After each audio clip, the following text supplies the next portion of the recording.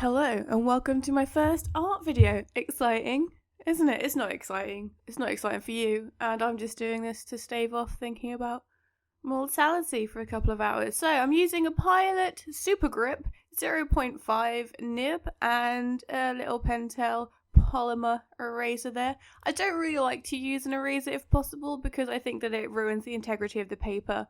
And also, when I leave highlights, I want them to be the tone of the paper, but if you rub it out, it always has some sort of like grey, murky mess, and they're not as crisp. Because I don't have the right tools, just get one of those electric erasers if you want to do that. Also, I've painted my nails red, just for you guys really, just for aesthetic quality, but that will mean that I get little red lines on the paper throughout the video. Don't add them to your final drawing, they're not part of it. This is going to be a real simple drawing. This isn't going to be an in-depth how to draw hair tutorial. I'm just going to get a reference photo, and I'm not even going to pay that much attention to it. I'm going to close it as soon as I've drawn the outline, because I don't want to get bogged down in individual strands. It's a simple, we're just getting the hint of hair. Does it look like there's hair there? Yeah, we've done our job.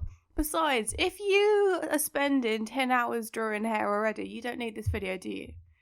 Right, here we go then. I noticed that you can't really see what I'm drawing at this point. I'm just sort of trying to draw the loose shapes of the hair, like the little sections that hang together very faintly, so that if I want to change it when I'm shading, it doesn't really bother the highlights too much. But I'll just speed this up real quick and then lower the ISO so you can see what's happening. I think that's a good thing for a video, is being able to like see what's going on, especially with an art video. Actually, that's one of the most integral parts is viewing it properly. Here we go. So this is a little messy updo. Well, it's a downdo, if anything. That there, innit? I googled updo, but that is a downdo. I've also drawn a plait, or braid for any Americans watching. Alright, lads, Hunter S. Thompson. This is the first time I've ever drawn a braid, so we're all going to learn something today, and there's just some little loose waves curling into the bottom.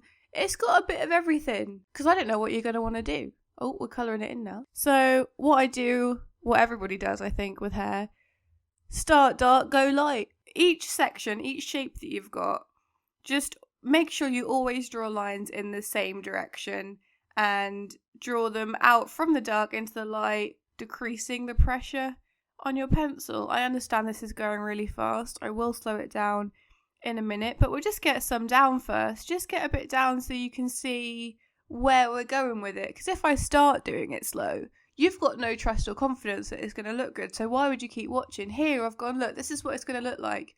Do you want to achieve this goal? If yes, I'm about to do it in real time. You're going to see how slow I am at drawing in a minute. Very slow. I also watched the first episode of Once Upon a Time whilst doing this, because I hadn't seen it before. I wasn't that into it. What I'm doing is I'm leaving individual strand highlights. I mean, they're not really individual strands, are they? There are a few little strands that have like come out and clung together, as hair tends to do. So here we go. Here's a slower real-time bit. So drag your lines down from the shadow, from the bit that's tucked in, or from the bit which isn't catching the light, and then alleviate some pressure as you go towards the middle, fading the line out into nothingness. You'll want to take a few lines all the way across, obviously, because hair reflects light in a multitude of different ways, and there's always many tones in hair. This person's hair is sort of a blonde and brown mix. That's irrelevant. I've closed the photo at this point. Always take a few lines all the way across. Just try and get as much texture as possible, but without really confusing the light source. There's always like light in the middle, in the outer part of a curl, and then dark as it goes in towards the head or under another piece of hair. Just lines there, leaving light as much as possible. Remember, you can always take the paper away, but you can't really take away from the pencil. Just get your little nib in there and then pull out, nib and pull. Nib and pull, I think, is the best term for this technique. Just the tip, nib and pull. Also, what I'm doing is I'm adding a little bit of texture around the edge, a few strands. I said we weren't going to add individual strands. I lied. We're going to add individual strands that are dark. We're not going to go through and erase highlights of individual strands across the entire piece. like I said, we haven't got the correct tools. Art is an investment. This is all I can do with a Pilot 0.5 nib. I'm not a photorealist artist. I'm not even an artist, guys. I'm a sham. Oh, we're going faster. Dark on the outside, light in the middle. Yeah, that's art, really, isn't it? That's drawing. So more of the same, really. Do you ever think about someone like Scarlett Johansson and just go, I bet she's never had an umbrella turn inside out in the wind? Because, that's probably something I dwell on too much, to be honest. Here I'm having a cup of tea because I've just been outside for 3 hours in the middle of drawing that because my camera battery ran out and I missed a huge portion of the bun because my camera battery ran out. So just guess how to do that, guys. I'm wiping the table because I did spill tea on the desk under where I'm about to draw. Okay, so now I'm doing the big bits. The big bits are the easiest bits because you can just blob those right across.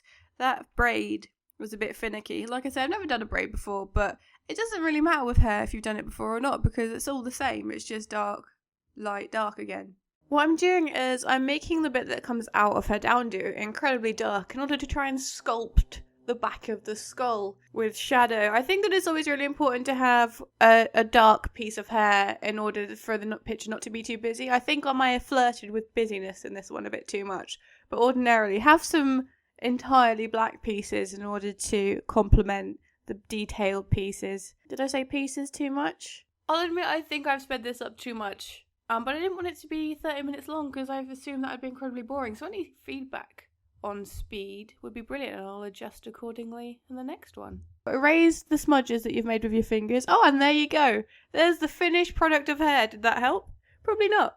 But that's not the point, is it, guys? It's that I tried. And that's all we can... Oh, what am I pointing at? Probably her neck. See you next time.